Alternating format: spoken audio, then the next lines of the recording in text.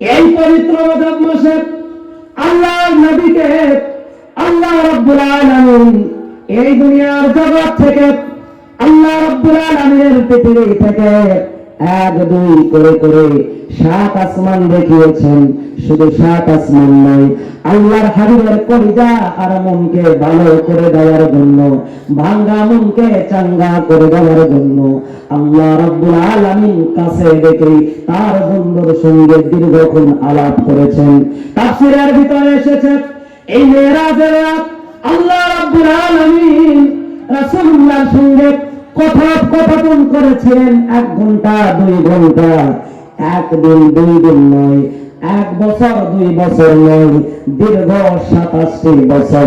মারহাবা।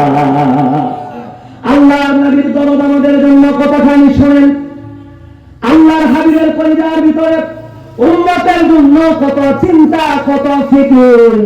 আল্লাহর নবী মেরাজের রাত্রিতে আল্লাহ রাব্বুল আলামিন তার ঘরের ভিতর থেকে আলিঙ্গন করলেন।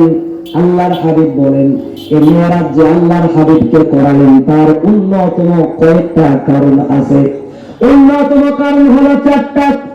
1 নম্বর কারণ হলো আল্লাহ তাবারক তাআলার হাবিব তায়েফের ময়দানে যখন গেলেন বিধর্মী বদ্দিনীকে দ্বীনের দাওয়াত দেওয়ার জন্য, যে রাসূলের জিন্দেগিতে কোনো গুনাহ নাই, ওই নবীর কোনো পাপ নাই, ওই নবী মানুষকে জাহান্নাম থেকে জান্নাতের রাস্তা দেখানোর জন্য তায়েফবাসীর কাছে দ্বীনের প্রচার, দ্বীনের প্রসারের জন্য গেলেন। আহারে নিষ্ঠুর তায়েফবাসী আবু জাহেলের নেতৃত্বে এত বেশি মারধর করলেন, বেদম মারপিট করলেন। আবু জাহেল বলেন, এ যুবক সমাজেরা, যুবক সম্প্রদায়রা কে কোথায় আছো? মুহাম্মদ একজন পাগল, তারে পাথর মারো।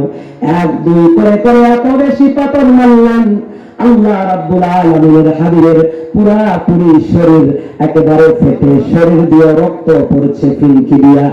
আল্লাহ নবী বেহুশ পড়ে গেলেন, তাতেও তায়েফবাসী ছেড়ে দিলেন না। হযরত জিবরাইল আলাইহিস সালাতু ওয়াস সালাম এসে আল্লাহর নবীকে এই তায়েফের ময়দান থেকে নিয়ে একটা উঁচু পাহাড় সালামত জায়গায় নিয়ে গেলেন। ওই নবী প্রসঙ্গে আল্লাহ রাব্বুল আলামিন বলেন, মা তাকদ্দামাত মিন যামবিকা মা তাআখার ওয়া ইউতিম্মা নি'মাতাহু আলাইকা ওয়া ইয়াহদিয়াকা সিরাতাম মুস্তাকিমা। আল্লাহ রাব্বুল আলামিন বলেন, আমি তো আমার বন্ধুকে এমন বেগুনা মাসুমা নিষ্পাপ করে আমি আমার হাবিবকে, আমার পয়গম্বরকে দুনিয়াতে পাঠিয়েছি। আমার নবীর জন্ম লগ্ন থেকে নিয়ে তার ইন্তেকাল পর্যন্ত, সামনের পিছনের ডানে বামের জন্ম লগ্ন থেকে নিয়ে ইন্তেকাল পর্যন্ত জীবনে কলঙ্ক তো দূরের কথা, চুল পরিমাণ কোনো গুনাহ নাই। আওয়াজ দিয়ে কোন মারহাবা, আওয়াজ করে কোন আল্লাহু আকবার। যার জীবনে কোনো কলঙ্ক নাই, গুনাহ নাই, এমন নবীকে তারা মানলেন, আল্লাহর হাবিবকে অজ্ঞান করলেন, বেহুশ হয়ে গেল। নিষ্ঠুর কাফেরবাসী এই যুবকের বড় পাথর মেরেছে, রাসূলুল্লাহর মাথা ফেটে গেছে। জিবরাইল পাহাড়কে ডেকে বলে, পাহাড়, যেই নবী না বলে তুই পাহাড় হতি না, যেই নবীর জন্য পাহাড় আল্লাহ তোকে সম্মানিত করেছেন, আজকে সেই নবীর জন্য কিছু ব্যবস্থা কর। হযরত জিবরাইল বললেন, কথাটা আমার জবান থেকে বের করতে দেরি, কিন্তু আল্লাহ রাব্বুল আলামিনের হুকুমে পাহাড়ের একটা বড় পাথর ফেটে তুলার নরম তুলতুলে বিছানা হতে 1 মুহূর্ত দেরি হলো না। জোরে কোন মারহাবা, আওয়াজ করে কোন আল্লাহু আকবার। আমার প্রিয় ভাইরা, প্রিয় বাবারা, 1 নম্বর কারণ হলো আল্লাহর হাবিব তায়েফের ময়দানে তায়েফবাসীদেরকে দাওয়াত দিলেন, কিন্তু আল্লাহর হাবিবকে বিনিময়ে তারা যন্ত্রণা দিলেন, দুঃখ দিলেন, কষ্ট দিলেন। মারতে মারতে আল্লাহর হাবিবকে বেহুশ করলেন, আল্লাহর হাবিবকে অজ্ঞান করে ফেললেন, ক্ষত বিক্ষত করলেন। এটা হলো মেরাজের 1 নম্বর কারণ। 2 নম্বর কারণ, আল্লাহর হাবিবকে যেই কারণে আল্লাহ রাব্বুল আলামিন মেরাজে নিয়ে গিয়েছিলেন, 2 নম্বর কারণ হলো মক্কা মুআজ্জামার কাফের বেঈমানেরা এত মারপিট করার পরেও রাসূলুল্লাহর কাছ থেকে তারা যেন সরছে না, নড়ছে না। আবু জাহেল্লাহ দারুন নাদওয়াতে মিটিং করলেন।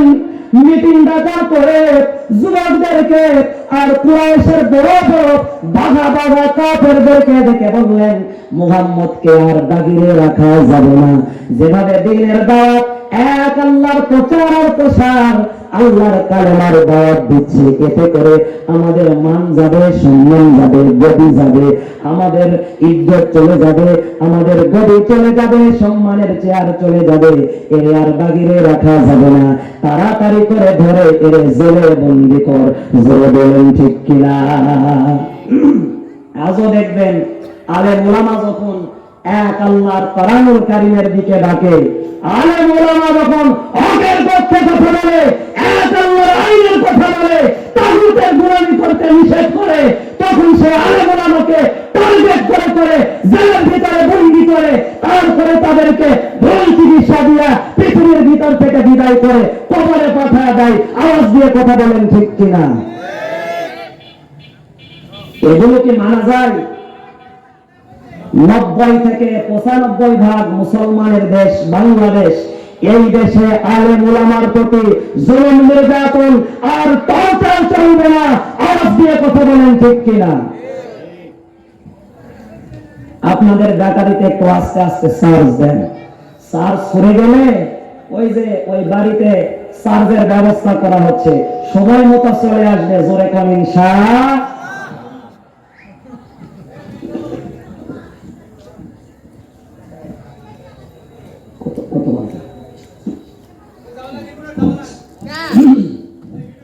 আমার প্রিয় ভাইরা, প্রিয় বন্ধুগণ, তাহলে আসেন।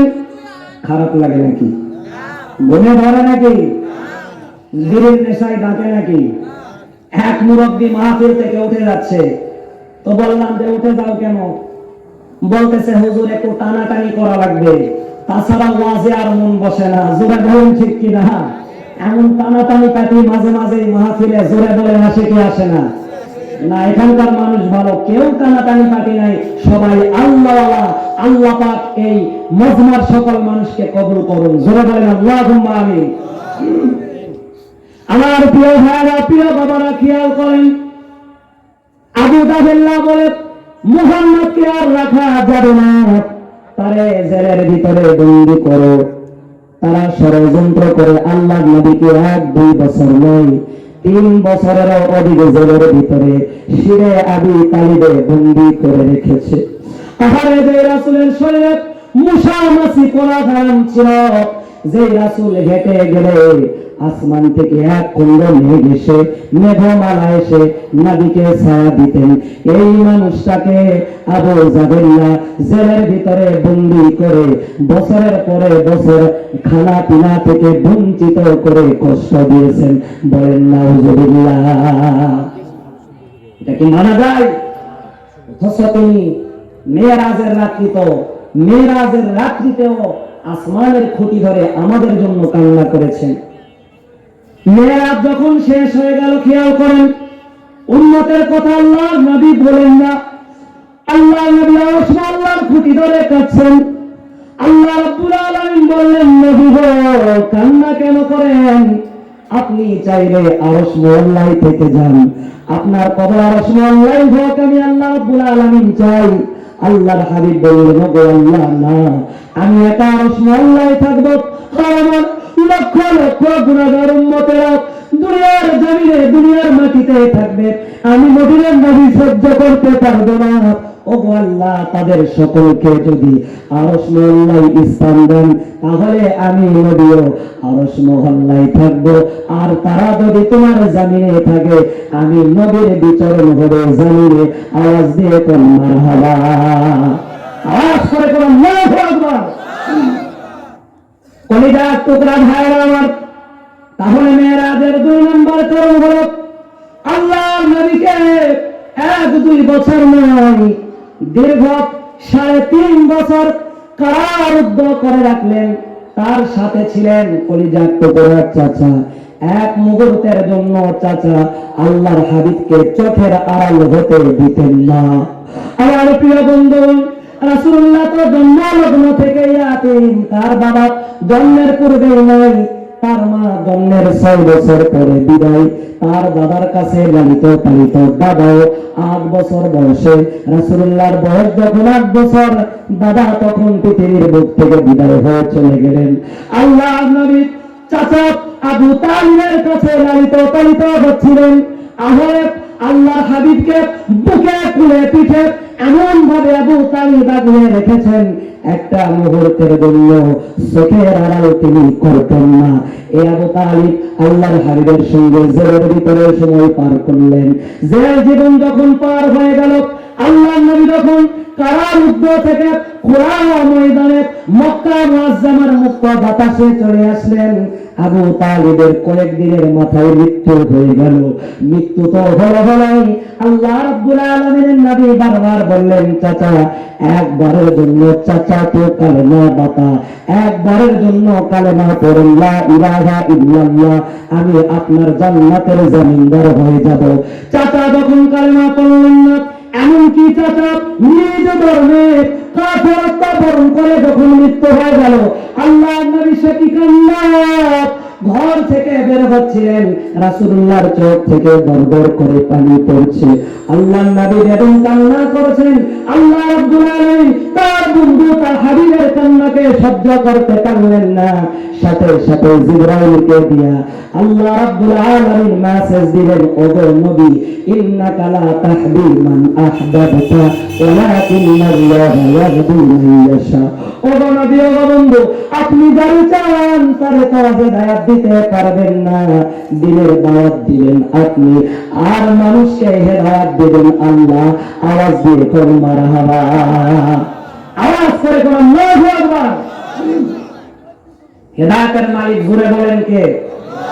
এই মজমা থেকে যদি একজন মানুষ হেদায়েত হয়ে নামাজ পড়বে এমন ওয়াদা করে উঠে যেতে পারে, আজকের মাহফিল সফল। জোরে বলেন ঠিক কিনা? কিছু কিছু উজাত বিজাত অজাত আছে, তারা দ্বীনি মজমার দিকে, দ্বীনি মাহফিল আর তাফসীরুল কোরআনুল কারীমের মাহফিলের দিকে বাঁকা চোখে বাঁকা নজরে তাকায়। তাফসীরুল কোরআন মাহফিল জান্নাতের বাগান, কোরআনুল কারীমের জান্নাতের বাগান, বেহেশতের টুকরাকে বন্ধ করে দিতে চাই ষড়যন্ত্র করে। আওয়াজ দিয়ে কথা বলেন ঠিক কিনা? আজকের পর থেকে মাহফিল নিয়ে বিদ্রোহ যারা করবে, বাংলার জমিনে তাদের জিবা টেনে ছিঁড়ে ফেলা হবে। আওয়াজ দিয়ে কথা বলেন ঠিক কিনা? রাজি আছেন তো ইনশাআল্লাহ? কারা কারা আছেন দুই হাত তুলে আল্লাহকে দেখা দেন। লিল্লাহি তাকবীর, নারায়ে তাকবীর। হাত নামান। আর কিছুক্ষণ যদি বলি তাহলে আপনারা মাফ করবেন না তো? আরে কথা বলেন, বেজার হবেন না তো? শুরুতেই বলেছি আপনারাও নওগাঁ, আমিও নওগাঁ, সবাই নওগাঁ। জোরে কোন মারহাবা।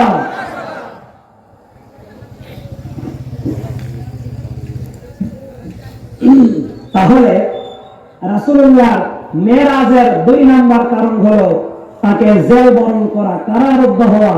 3 নাম্বার কারণ হলো জেল থেকে বের হয়ে আসার পরেই তার দুঃখের দিনের সাথে সব সময় যিনি দয়া মায়া মমতা দিয়ে রাসূলুল্লাহকে আগলে রেখেছেন, এই চাচা জানের ইন্তেকাল হয়ে যাওয়া, তাও আবার হেমতামা ইন্তেকাল নয়, কাফেরত্ব বরণ করে ইন্তেকাল হওয়া।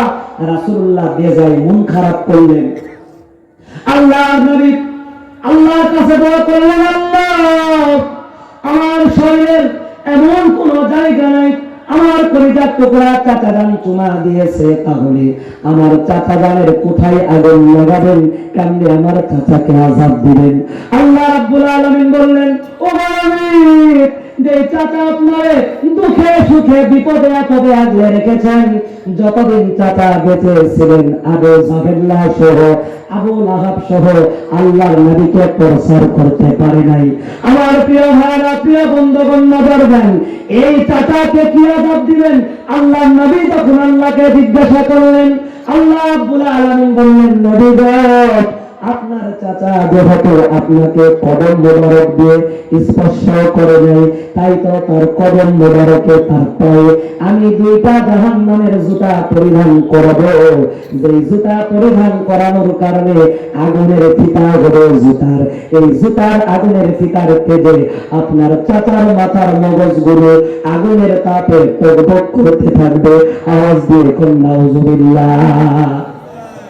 আহা, কত কষ্ট আমার প্রিয় ভাইরা, প্রিয় বন্ধুগণ। আল্লাহ নবী বললেন, ওগো আল্লাহ, দুঃখের দিনের সাথে বিদায় হয়ে গেল, মনটা বড় ভাঙ্গ, মনে বড় ব্যথা দুঃখ। রাসূলুল্লাহর চাচার ইন্তেকালের 7 দিনের মাথায় তার বিবি খাদিজাতুল কুবরা রাদিয়াল্লাহু তাআলা আনহার ইন্তেকাল হয়ে গেল। আহারে খাদিজাতুল কুবরা আল্লাহর নবীকে এমন ভাবে সাহায্য সহযোগিতা করেছিলেন। খাদিজাতুল কুবরা ধন ভান্ডার ছিল, তার খাজানা থেকে আল্লাহর নবীর দ্বীনের রাস্তায় ব্যয় করতে করতে সমস্ত সম্পদ ব্যয় করেছেন। আওয়াজ দিয়ে কোন মারহাবা, লিল্লাহি তাকবীর, নারায়ে তাকবীর, নারায়ে তাকবীর। আমার রেজাউল করিম ভাইয়ের আগমন লস্করপুরবাসীর পক্ষ থেকে, সঙ্গীপুরবাসীর পক্ষ থেকে লিল্লাহি তাকবীর। আমার প্রিয় ভাইরা, 2-1 মিনিট বলে শেষ করে দিব ইনশাআল্লাহ। আমার ভাইরা কয়টাকে নরম করেন। আল্লাহ রাব্বুল আলামিন নবীর মেরাজের 3 নাম্বার কারণ হলো চাচার ইন্তেকাল, 4 নাম্বার কারণ হলো আল্লাহ তাবারক তাআলা বিবি খাদিজাতুল কুবরা, যিনি সব সময় রাসূলুল্লাহকে সান্ত্বনা দিয়েছেন, দুঃখে সুখে বিপদে আপদে তার সম্পদ দিয়া সাহায্য করেছেন, তার বিবির ইন্তেকাল হয়ে যাওয়া আল্লাহ নবী পাগল হয়ে গেলেন। আল্লাহ নবী মনটা বড় ভাঙ্গা, অন্তরটা ভেঙে টুকরা টুকরা হয়ে গেল। আল্লাহর নবীর কলিজায় বড় ব্যথা, এই ব্যথাকে দূর করার জন্য আল্লাহ রাব্বুল আলামিন তাকে মেরাজ করায়া সান্ত্বনা দিলেন। আওয়াজ দিয়ে কোন আল্লাহু আকবার, আওয়াজ করে কোন আল্লাহু আকবার। কোরআনুল কারীমের সূরা বানী ইসরাঈলে এই আলোচনাটুকু আল্লাহ কি সুন্দর করে করলেন, চিৎকার দিয়ে কোন সুবহানাল্লাহ। আমার ভাইরা আসেন, আল্লাহ রাব্বুল আলামিন বলেন, সুবহানাল্লাযী আসরা বিআবদিহি লাইলান মিনাল মাসজিদিল হারামি ইলাল মাসজিদিল আকসা। কয়টা টুকরা ভাইরা 2-1 মিনিটে শেষ করে দিল। আল্লাহ রাব্বুল আলামিন তার বন্ধু মন খারাপ করে থাক, তার বন্ধুর কলিজা ভেঙে খানখান হোক, এটা চান না।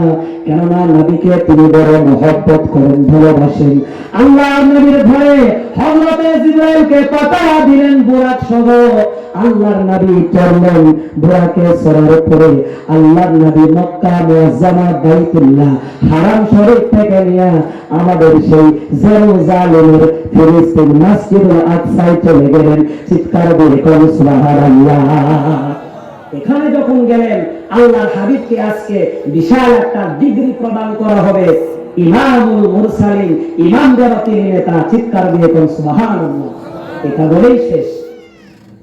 আল্লাহ তাবারক তাআলার হাবিব যখন সেখানে গেলেন, বুরাকটা বাঁধা হলো, বুরাক বাঁধার পরে সেখানে আযান দেওয়া হলো। এখন নামাজ পড়াবেন কে, ইমামতি কে করবেন? হযরতে আদম মনে করলেন, আমি তো প্রথম মানব, আল্লাহ পাক আমাকে মাটি দ্বারা সৃষ্টি করেছেন, নাফাখা ফীহি মির রূহ, ফু দিয়ে রূহ দিয়েছেন আমার দেহের ভিতরে। এরপরে আল্লাহ তাকে জান্নাতে দাখিল করেছেন, জান্নাত নামক জায়গা তারে দিয়েছেন। মনে হয় আমাকে ইমামতির দায়িত্বটা আল্লাহ দিবেন। হযরতে আদম মনে মনে চিন্তা করছেন, আকাঙ্ক্ষা করছেন।